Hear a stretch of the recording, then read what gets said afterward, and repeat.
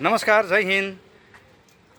मैले एउटा मनमा सोचेको कुरा नि त्यो आज मैले यहाँ पाएँ। देखेको कुरा, सोचेको कुरा, देखेको होइन सोचेको कुरा के भन्दाखेरि नि, जुन यो माटोको घडा छ हाम्रो माझीटारमा चाहिँ हरेक दोकानले यसरी माटोको घडा यसरी ल्याएर राख्दाखेरि चाहिँ त्यहाँ पानी हाल्यो भने चाहिँ चिसो बस्छ र आउने ग्राहकहरूले पनि पानी पिउँछन् अनि आउने जानेहरूले पनि पिउँछन्। एउटा धर्म पनि हुन्छ।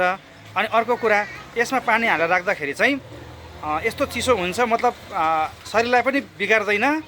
अब कस्तो हुन्छ, फ्रिजको पानी डाइरेक्ट निकालेर खाँदाखेरि चाहिँ कसैलाई सर्दी लाग्छ, रुगा लाग्छ, तर यसले चाहिँ कसैलाई नराम्रो गर्दैन, बिजाउँदैन। अनि बिजाउँदैन, यस्तो यति बेसी पनि चिसो हुँदैन कि यसले साह्रै सर्दी लाउने, र यति ठन्डा पनि हुँदैन। यो नर्मल हुन्छ, खाँदाखेरि आफूलाई आँट भरिन्छ। र यो चाहिँ तल्लो गाउँ माझीटारको तल्लो लोवर माझीटारमा हाम्रो यहाँ चन्दन भाइ, जो हाम्रो साहुजी भनेर चिनिन्थ्यो पहिले दोकान, त्यहाँ दोकानमा ल्याएर यो भाइले, हाम्रो चन्दन भाइ राखेको रहेछ। र भाइ, यो तिमीले कहाँबाट ल्यायो यो मटका?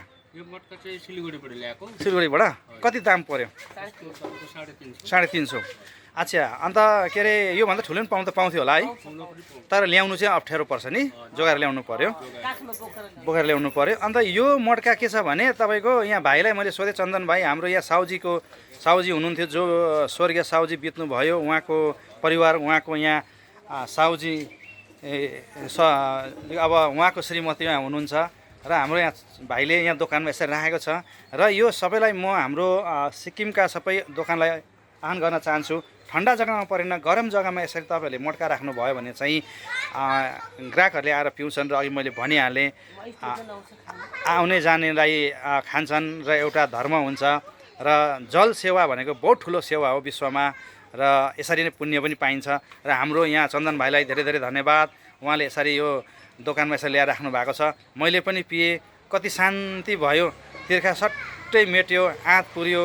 र अझै पनि हाम्रो चन्दन भाइलाई मेरो तर्फबाट कोटि कोटि नमन गर्दै यो वक्तव्य मैले यही राखेँ। धन्यवाद। जय हिन्द।